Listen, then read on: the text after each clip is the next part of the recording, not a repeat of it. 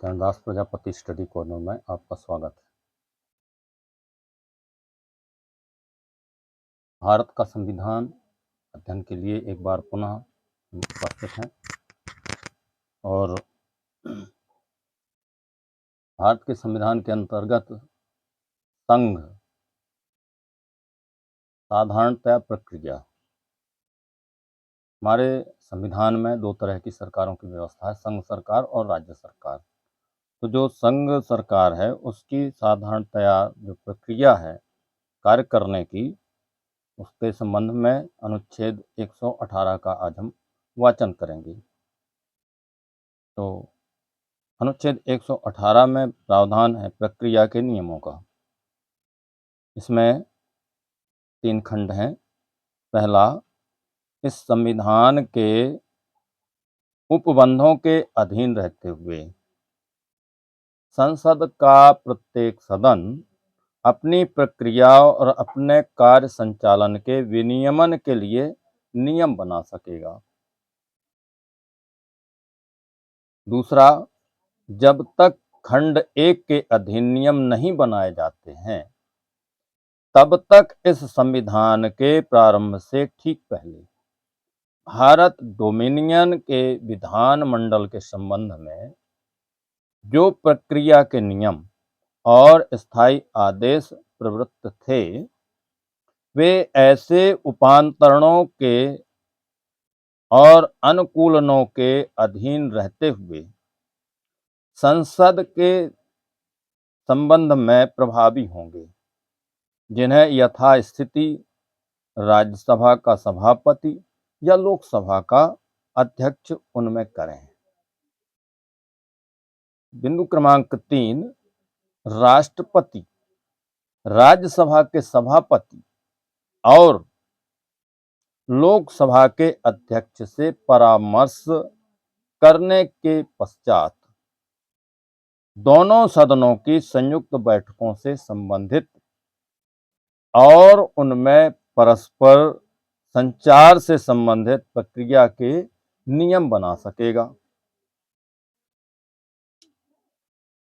चौथा, दोनों सदनों की संयुक्त बैठक में, यानी लोकसभा और राज्यसभा की जो मिली-जुली बैठक होगी, उसमें लोकसभा का अध्यक्ष या उसकी अनुपस्थिति में ऐसा व्यक्ति पीठासीन होगा जिसका खंड 3 के अधीन बनाई गई प्रक्रिया के नियमों के अनुसार अवधारण किया जाए।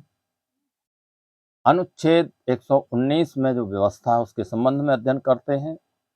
संसद में वित्तीय कार्य संबंधी प्रक्रिया का विधि द्वारा यानी कानून द्वारा विनियमन,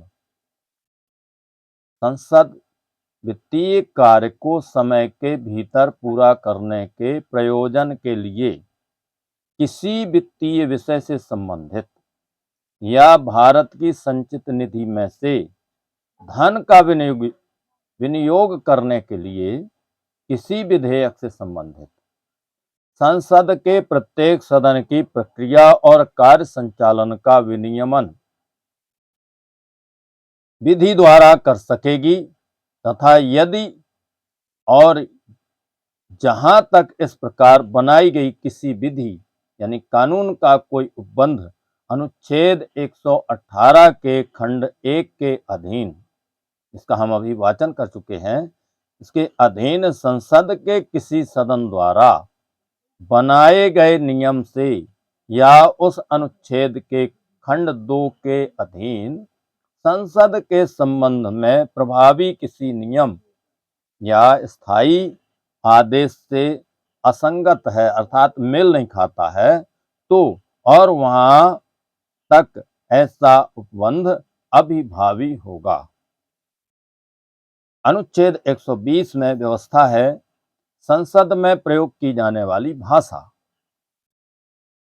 पर विशेष ध्यान देना जरूरी होता है, इसलिए भाषा पर भी संविधान निर्माताओं द्वारा ये व्यवस्था दी गई है। इसमें 2 बातें रखी गई हैं।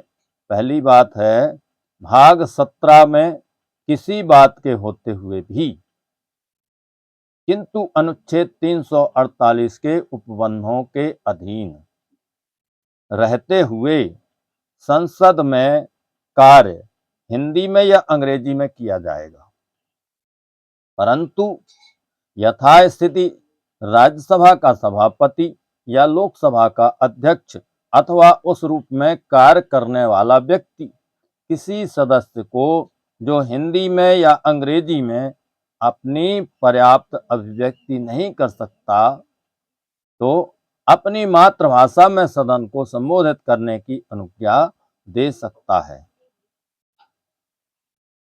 दूसरा, जब तक संसद विधि द्वारा अन्यथा उपबंध न करे, तब तक इस संविधान के प्रारंभ से 15 वर्ष की अवधि समाप्ति के पश्चात यह अनुच्छेद ऐसे प्रभावी होगा मानो या अंग्रेजी में शब्दों का उसमें से लोप कर दिया गया हो। अनुच्छेद 121 संसद में चर्चा पर निर्बंधन। संसद में चर्चा पर निर्बंधन भी है। उच्चतम न्यायालय या किसी उच्च न्यायालय के किसी न्यायाधीश के अपने कर्तव्यों के निर्वहन में किए गए आचरण के विषय में संसद में कोई चर्चा, इसमें इसके पश्चात उपबंधित रीति से उस न्यायाधीश को हटाने की प्रार्थना करने वाले समावेदन को राष्ट्रपति के समक्ष प्रस्तुत करने के प्रस्ताव पर ही होगी, अन्यथा नहीं। अनुच्छेद 122 में व्यवस्था है, न्यायालयों द्वारा संसद की कार्यवाहियों की जांच न किया जाना।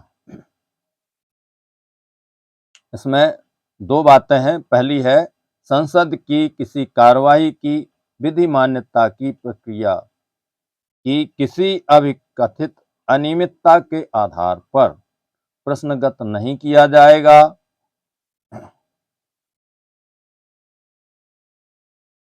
दूसरा, संसद का कोई अधिकारी या सदस्य जिसमें इस संविधान द्वारा या इसके अधीन संसद में प्रक्रिया या कार्य संचालन का विनियमन करने की अथवा व्यवस्था बनाए रखने की शक्तियां निहित हैं, उन शक्तियों के अपने प्रयोग के विषय में किसी न्यायालय की अधिकारिता के अधीन नहीं होगा। तो आज का वाचन यहीं पर समाप्त हुआ और अंत में आपसे एक विशेष आग्रह है कि यदि आप इस चैनल में नए हैं तो चैनल को सब्सक्राइब अवश्य करें, कमेंट बॉक्स में अपने विचार प्रेषित करें और वीडियो को अधिक से अधिक शेयर करें। इसी आग्रह के साथ हम अगले वीडियो तक के लिए विदा लेते हैं। बहुत बहुत धन्यवाद।